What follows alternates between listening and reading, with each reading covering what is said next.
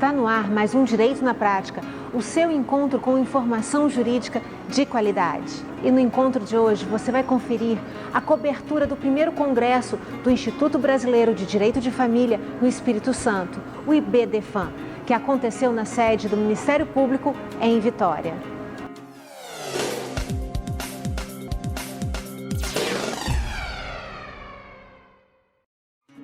O primeiro congresso do Instituto Brasileiro de Direito de Família do Espírito Santo reuniu profissionais do direito e trouxe palestrantes de outros estados para debater o tema, os novos desafios do direito de família e sucessões. O Direito na Prática conversou com alguns deles. Confira! E eu estou com Ana Paula Morbeck e com Flávia Brandão, que é secretária e presidente do IBDFAM do Espírito Santo, que foram idealizadoras deste evento que trouxe vários nomes do país inteiro. Ana Paula, muito obrigada por ter recebido Direito na Prática. Eu que agradeço e é um prazer fazer esse congresso, estar aqui com vocês. E Flávia, qual é a importância e o que te fez trazer esses grandes nomes aqui para o Estado? Patrícia, o que nos moveu, na verdade, além da paixão pelo direito de família, sucessões, além do estudo do direito de família e sucessões, foi tentar voltar o Espírito Santo para o nosso cenário nacional. Nós ficamos muito tempo afastados da academia que o IBDFAM nos proporciona.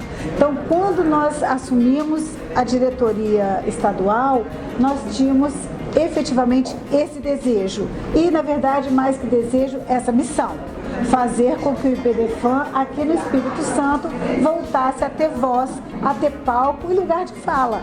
Até porque o Espírito Santo tem um potencial fenomenal para crescer no direito de família principalmente, né? Nós temos grandes pensadores, grandes acadêmicos aqui no Espírito Santo que acabam não se destacando por falta de espaço de discussão do próprio direito, da academia do direito de família e sucessões.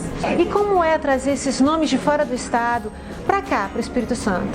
O IBDFAM, na verdade, é uma grande família. Então nós nos chamamos, inclusive, de IBDermanos. Então nós temos esse vai e volta entre todos. Então eles vêm efetivamente para nos dar esse suporte. Claro que dentro dessa irmandade nós escolhemos aqueles que nos são mais próximos, que é até mais fácil, contato, agenda, mas nós estamos fazendo isso desde o ano passado. Só foi possível, né, Ana Paula? Porque nós fechamos a agenda desses amigos mesmo desde o ano passado e eles se disponibilizaram a estar conosco para nos dar esse presente que foi esse congresso. Sim. E Ana Paula, toda essa administração, pelo que eu estou percebendo, não são dos irmãos nacionais, não, são dos irmãos aqui do estado também. Também, claro, a gente não faz um evento dessa grandiosidade sozinho. Então tivemos sim parceiros, IBDermanos daqui, nos unimos forças, dedicamos nosso tempo e conseguimos realizar esse congresso que a gente sai daqui muito satisfeito, certo do sucesso. Muito obrigada, o Direito na Prática agradece. Obrigada, Flávia. Nós que agradecemos a oportunidade de estar mostrando o IBDFAM do Espírito Santo. Patrícia, obrigada a você. Agradeço. Obrigada, Patrícia.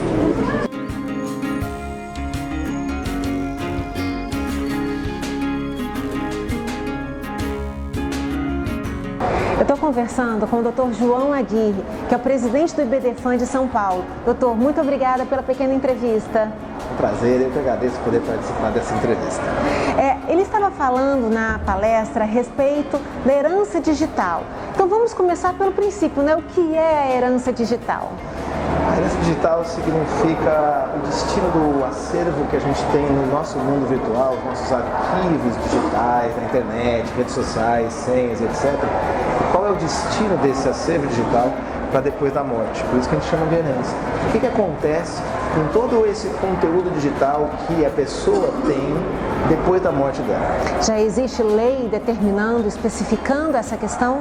Não, ainda não. Nós temos um projeto, alguns projetos de lei que estão tramitando no Congresso, que visam a determinar que todo o conteúdo digital, senhas, arquivos, redes sociais, e-mails, etc., todo esse conteúdo digital, ele será transmitido diretamente para os herdeiros do falecido quando da sua morte. Isso implica em patrimônio? Eu costumo dividir essa questão da herança digital em dois grandes vetores: aqueles bens de conteúdo patrimonial, tais como as bitcoins, arquivos que têm um valor patrimonial, mas também tem os bens de conteúdo existencial, como as nossas conversas pelo WhatsApp, as nossas fotos, as conversas pelo Telegram e etc. E tal. O que me preocupa efetivamente em razão desse projeto é a tutela da privacidade e desses bens que não têm conteúdo patrimonial. Aí a gente pode diferenciar a privacidade da intimidade. Exato. É isso?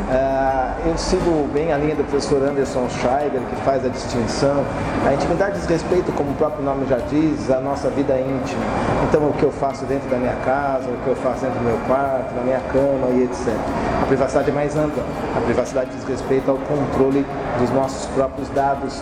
E esse controle dos dados, ele é muito importante nesse mundo de hoje, em que as nossas informações estão todas aí disponíveis nas redes sociais. Temos que tomar cuidado com a vulnerabilidade em que vivemos, não é isso? Exato.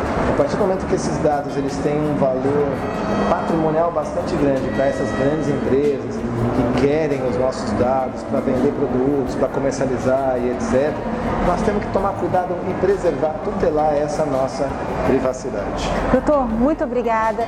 Realmente foram importantes as informações. Muito obrigado, é um prazer enorme estar aqui com você. Muito obrigado. Nós vamos agora para um rápido intervalo. Fique ligado.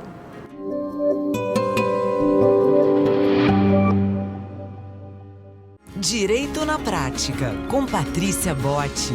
Oferecimento FDV, a Faculdade de Direito de Vitória. Taliev Gastronomia, a sua refeição saudável.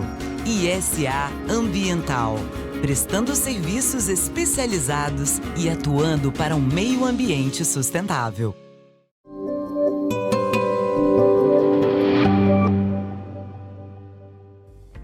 Estamos de volta com a cobertura do primeiro congresso do IBDFAM, Instituto Brasileiro de Direito de Família, no Espírito Santo. Eu estou com Evelyn Castilho, idealizadora da Justiça Digital, que está mais uma vez conosco aqui no Direito na Prática e vai nos falar um pouco sobre a inauguração que aconteceu recentemente no Espírito Santo, não é isso, Evelyn? É verdade, a gente conseguiu inaugurar a primeira sala de mídia digital da Justiça Digital. Fica localizado no Fórum de São Mateus e está administrado realmente por uma das juízas maravilhosas aqui do estado, doutora Aline. Essa sala realmente vai atender toda a população e esse é o propósito. A população realmente tem um espaço agora diferenciado para poder ser atendido também pelas videoaudiências que acontecem no Tribunal de Justiça e principalmente na sala da mídia digital. E vamos fazer uma relação da Justiça Digital com a herança digital. Conversamos agora com o Dr. João Aguirre. Sim, hoje tivemos um tema maravilhoso falado sobre as heranças, né? A herança digital. É um tema bem atual, porque tudo envolve o mundo tecnológico, o mundo jurídico, tudo está conectado, Patrícia, com a internet. Então, o que é mais importante trazer um tema tão relevante hoje para o IBDFAM, que a gente conversou e a gente debateu também depois da palestra dele. Então, é um tema muito atual, herança digital está inserido nesse mundo digital. É muito importante que a gente esclareça a população também que a justiça digital tem tudo a ver com a herança digital, né? A gente cria dados o tempo todo, a gente conecta pessoas e esses bens estão sendo gerados. Consequentemente, é muito importante que a gente esclareça isso. Herança digital é um tema muito importante para o dia a dia e que está totalmente ligado com a justiça digital. Eu acho que esse é o ponto principal para todos. Vamos cuidar mais dos nossos dados que são gerados no mundo virtual.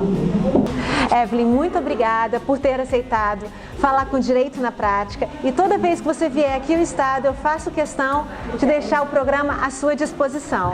Muito obrigada a todos. Eu já sou de casa, não é? Exatamente, já é de casa. Agradeço realmente pela entrevista e espero todo mundo conhecer e se informar mais sobre a justiça digital.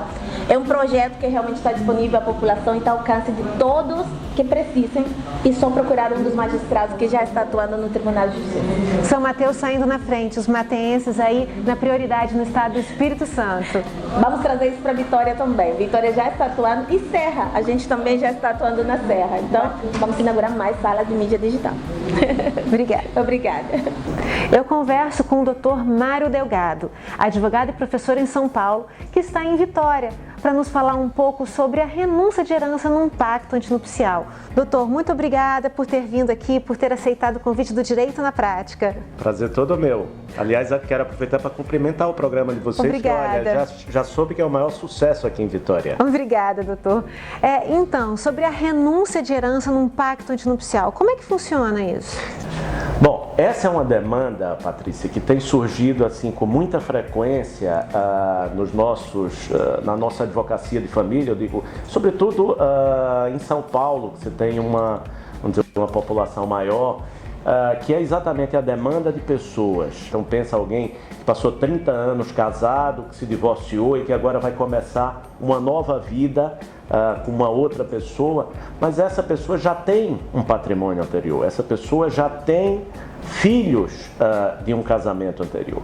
E o que é que a gente vê com muita frequência? Um conflito que normalmente se estabelece entre os filhos dessa pessoa e o candidato ou candidata a novo companheiro nesse novo relacionamento, porque sempre se teme que haja um interesse patrimonial. E esse temor, eu acho que ele foi bastante reforçado a partir de 2003, com o Código Civil atual, em vigor, que deu uma posição muito privilegiada ao cônjuge sobrevivente na sucessão. Por quê? Porque, na maioria das situações, ele vai ter os mesmos direitos dos filhos. Então, pensa que nesse novo casamento dessa pessoa que já tem filhos de um relacionamento anterior, se a pessoa falecer, o novo cônjuge vai ter praticamente os mesmos direitos dos filhos. Vai receber o mesmo quinhão, a mesma cota hereditária que os filhos. É um problema. Isso gera um problema sério, porque os filhos instintivamente não vão aceitar aquele relacionamento, porque não vão querer dividir o patrimônio, às vezes, que o pai ou a mãe construiu no relacionamento com a mãe deles, com a mãe ou o pai, com esse novo companheiro. Então, qual é a solução para esse problema? Até bem recentemente havia uma solução. Se dizia, olha, não casa, vai viver em união estável. Então a solução era a união estável. Só que o ano passado, o que aconteceu? O Supremo Tribunal Federal disse que quem vive em união estável tem os mesmos direitos sucessórios de quem é casado.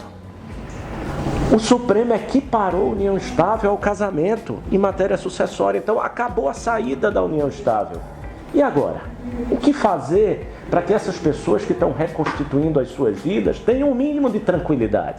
O que fazer para que eles possam dizer para os seus filhos, olha, eu estou reconstituindo a minha vida, mas não te preocupas, que não, a tua parte da herança está reservada, não vai ser atingida, ela não vai concorrer contigo, ela não vai brigar contigo.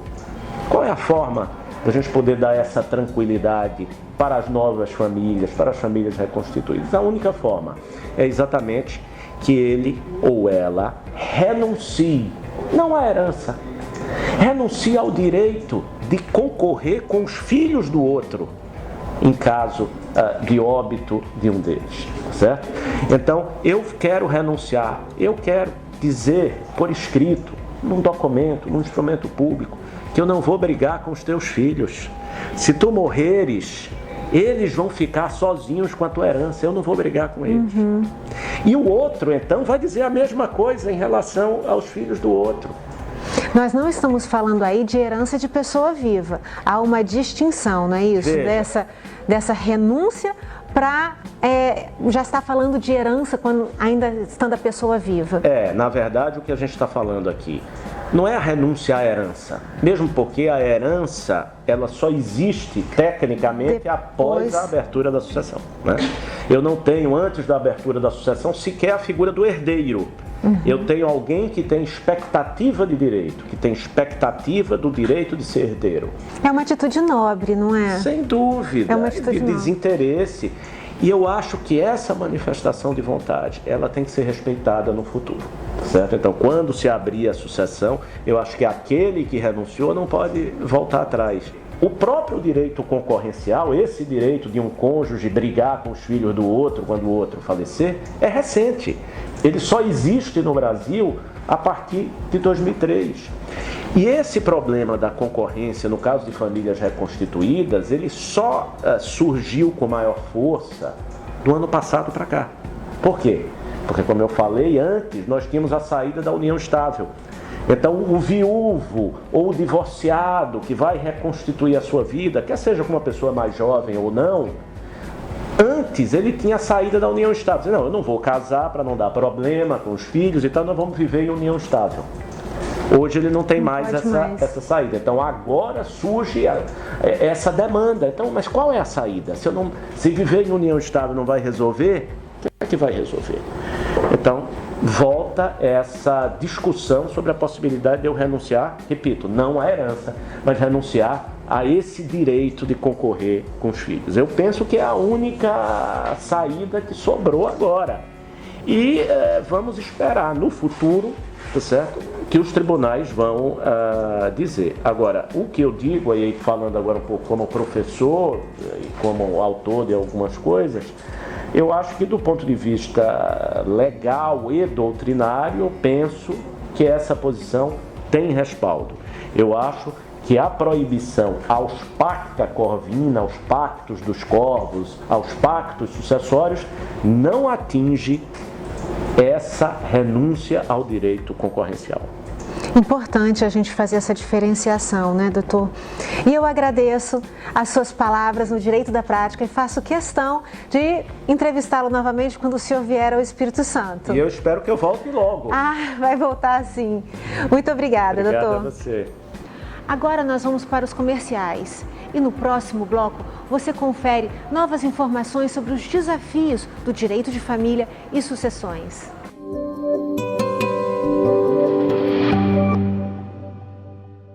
Taliev Gastronomia nasceu para atender quem procura se alimentar bem, com praticidade e qualidade. Oferece café da manhã, almoço e grande variedade de saladas, wraps, congelados, sucos e lanches da tarde. Aberto de segunda a sexta, o Taliev Enseada tem delivery para quem quer receber delícias em casa ou no trabalho. Alimentação saudável para o seu dia a dia é no Taliev Enseada. Venha conferir!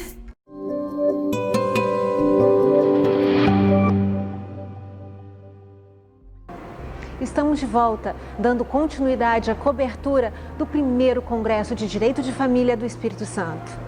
Eu estou conversando com o doutor Conrado Paulino da Rosa, que ele é o presidente do IBDFAM do Rio Grande do Sul. Doutor, muito obrigada por conceder a entrevista ao Direito na Prática. Obrigado, é uma honra estar com todos vocês. Doutor, o senhor está falando a respeito dos regimes de bens, que as partes hoje, as pessoas quando vão casar, elas podem fazer um regime misto, estabelecer uma nova relação, é isso? Exatamente, porque primeiro a gente não tem uma cultura de prevenção no Brasil, as pessoas não buscam antes de se casar ou manter uma união estável, orientação jurídica e acabam casando pelo regime supletivo, que é o comunhão parcial. Então, a fala do Congresso de hoje é de estabelecer essa possibilidade de que as pessoas não precisam se restringir às possibilidades do Código Civil, que no Código Civil brasileiro nós temos 5 modalidades, mas que elas possam mesclar. E não só aliando aquilo que lhe é pertinente nos regimes existentes, ou até mesmo trazendo questões mais atuais. Exemplo, imagina uma questão onde o casal tem rendimentos diferentes. Tanto ela quanto ele são concursados, só que ela ganha mais do que ele. Nesse caso, a ameação ser dividida 50-50, como é no regime de comunhão parcial, não atende a um critério de justiça. Então eles poderiam, por exemplo, estabelecer que os aquestos, que as aquisições onerosas vão ser divididas 70% para ela, 30% para ele. Essa pode ser uma alternativa. Outra situação é o regime de comunhão parcial de bens. Na literalidade do Código Civil, ele acaba comunicando frutos de bens particulares, ou seja, um imóvel que um deles tenha adquirido de forma antecedente ou recebido por doação.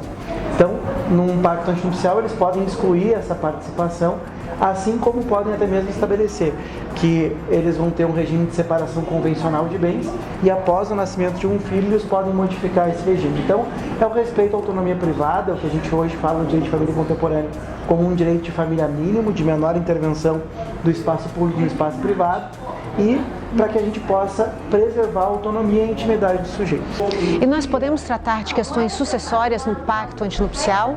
Bom, essa é uma questão bastante polêmica, né? Em tese, no primeiro momento nós não podemos, até porque o artigo 426 do Código Civil, ele não permite a disposição em qualquer documento da herança de pessoa viva. Hoje já existe uma divergência doutrinária nesse sentido, inclusive no próprio Congresso aqui de Benefício do Espírito Santo, o Dr. Mário Delgado falou sobre isso, sobre essa possibilidade que ele entende de se renunciar à herança tal como existe em Portugal, mas é uma situação ainda de divergência porque, ao meu sentido, enquanto não tiver mudança legislativa, a gente não tem como estabelecer renúncia à herança em pacto antinupcial. Todavia, essa situação do regime de bens, ela também é pertinente para a participação sucessória do cônjuge e do companheiro na herança, porque o Código Civil estabelece como critério o regime de bens. Só que o Código Civil só trata dos regimes que estão expressos, né? Então, considerando o regime de bens misto, que é a minha fala aqui no Congresso, eu trago sempre nos meus livros essa possibilidade de estabelecê-los, e o julgador, a partir da sucessão de um dos cônjuges ou companheiros, vai ter que verificar em qual regime tipificado se assemelha aquele regime de bens misto para verificar a participação sucessória. Por exemplo, se o casal tem um regime de bens mistos, mas aquela normativa se assemelha à comunhão parcial, se aplica todas as regras pertinentes ao cônjuge casado pela comunhão parcial. Então quer dizer que no pacto antinupcial as partes podem estabelecer tudo que não é proibido por lei e moralmente também possível, né? Exatamente. E até se a gente for pensar, é uma questão de planejamento que o brasileiro não costuma ter, até para questões pontuais. Uma questão que eu trago para os telespectadores é a questão da própria exposição nas redes sociais. Eu posso, em pacto antinupcial, até deveria, estabelecer, será que eu, estando casado com ela, estando numa união estável com ela, eu quero que a nossa intimidade seja exposta nas redes sociais? Será que eu quero que todas as nossas viagens, jantares sejam postados e marcados no Instagram e no Facebook? Mas também esse pacto pode ser alterado a qualquer tempo, porque as pessoas têm liberdade de mudar de opinião, não é isso? Quanto a essas questões patrimoniais... Sim, estou falando... Quanto às questões patrimoniais... Exemplificando essa questão de rede social. Até porque muda, né, a vida do casal, então a gente muda os interesses, talvez quando tiver filho, daí vai querer expor em rede social. Então tem essa possibilidade dessa negociação também durante o relacionamento. Doutor, então muito obrigada. Assim que recebermos o livro, faremos o sorteio no Instagram. Tá ótimo, espero todos vocês nos nossos eventos lá no Belefã, no estado do Rio Grande do Sul. Eu converso com o Dr. Rolf Madaleno, que é advogado do Rio Grande do Sul. É uma honra tê-lo novamente no Direito na Prática. Muito obrigado, a honra é toda minha, Patrícia. Eu estou felicíssimo de estar aqui ao seu lado. Obrigada. Nós vamos conversar sobre o livro que o senhor está lançando agora, sobre sucessão legítima. O senhor pode falar um pouquinho pra gente? Posso, claro que sim, com muito gosto. O livro da sucessão legítima, na realidade, deveria ser um livro até bem mais amplo. Deveria se chamar Direito das Sucessões, porque existe a sucessão legítima, que é a sucessão da lei, aqueles que herdam em decorrência da lei, e existe a sucessão testamentária, que é aqueles que herdam pela vontade do testador. Mas ficou tão grande o livro da sucessão legítima, com mais de 1.100 páginas, que eu resolvi lançá-lo independentemente, porque é um livro que está com uma proposta talvez um pouco diferenciada do que existe até hoje no mercado. Porque a ideia que tenho em relação a esse livro é de que ele então faça muito mais propostas para mudanças do que a aceitação pura e simples do que está. E o senhor pode falar um pouquinho o que é a sucessão legítima? Claro que sim, a sucessão legítima é a sucessão decorrente da lei. A lei é que determina quem serão os herdeiros de determinada pessoa que falece. Quando alguém falece, os bens que essa pessoa deixa tem que ir para os seus herdeiros. E quem seriam os herdeiros que deveriam receber esses bens? Aí a lei é que determina. Geralmente são as pessoas que estão mais próximas daquele que faleceu, que são os filhos, os netos e assim por diante. Eu sei que no seu livro tem uma questão polêmica. O senhor pode nos falar um pouquinho sobre qual é essa questão? Posso, eu até diria que tem várias coisas polêmicas. Várias, exatamente. O mundo é polêmico, o direito é polêmico. Mas em especial eu trato da renúncia, da possibilidade da renúncia pelo cônjuge ou convivente da renúncia dos bens hereditários. Ou seja, embora a lei diga que é proibido renunciar, eu tenho uma teoria de que é possível sim, quando o cônjuge é concorrente, dele renunciar antecipadamente à herança em pacto antinupcial. Vale a pena conferir no livro. E quando é que o livro vai sair? O livro sai agora, no começo do mês de junho desse belíssimo ano de 2019. Estamos aguardando esse lançamento. Eu quero estar aqui para lançar junto. Então o Direito na Prática vai estar nesse lançamento. Tá bem, melhor ainda. Doutor, muito obrigada. Eu que agradeço, um abraço. E ficamos por aqui com mais um Direito na Prática. Porém, antes eu faço questão de agradecer a minha parceira, Raquel Pinheiro, que fez o meu cabelo e a minha maquiagem. E para você que quer rever este programa e outros, siga as nossas redes sociais, Facebook e Instagram, Direito na Prática, e no YouTube, Direito na Prática com Patrícia Botti. Até o nosso próximo encontro.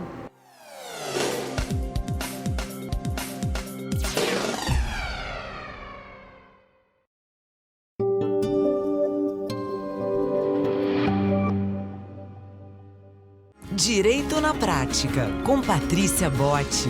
Oferecimento FDV, a Faculdade de Direito de Vitória. Taliev Gastronomia, a sua refeição saudável. ISA Ambiental, prestando serviços especializados e atuando para um meio ambiente sustentável.